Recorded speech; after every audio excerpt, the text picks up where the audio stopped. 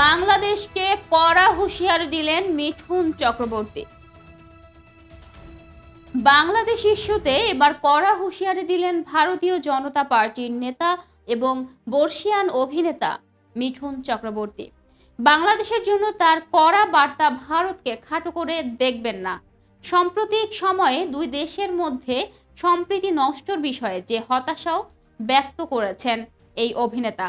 পাশাপাশি বাংলাদেশ থেকে পশ্চিমবঙ্গকে শিক্ষা নেওয়ার পরামর্শ দিয়েছেন এই অভিনেতা।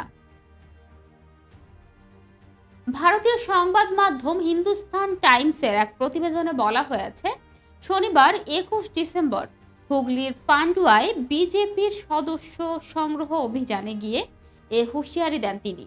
মিঠুন চক্রবর্তী বলেন, বাংলাদেশ নিয়ে আমাদের আবেগ অনুভূতি রয়েছে। পশ্চিমবঙ্গের অনেকেই সেটা মনে করে, কিন্তু বাংলাদেশ এরকম হয়ে যাবে আমরা কোনো দিন সেটা ভাবিনি। আবেগের জায়গা নষ্ট হয়ে যাওয়ায় খুব কষ্ট পেয়েছে। তিনি আরো বলেন, বাংলাদেশকে দেখে আমাদের শিখতে হবে, বিশেষ করে বাংলাকে শিখতে হবে।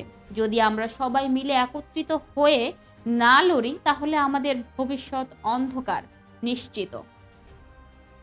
এরপরে তিনি পশ্চিমবঙ্গের মাটিতে সন্ত্রাসবাদী কার্যকলাপ বৃদ্ধির জন্য স্থানীয় প্রশাসনকেই দায়ী করলেন। দর্শক, এই ছিল এখনকার মতো। পরবর্তী সংবাদ দেখার আহ্বান জানিয়ে এখানেই শেষ করছি। ধন্যবাদ সবাইকে এতক্ষণ সাথে থাকার জন্য।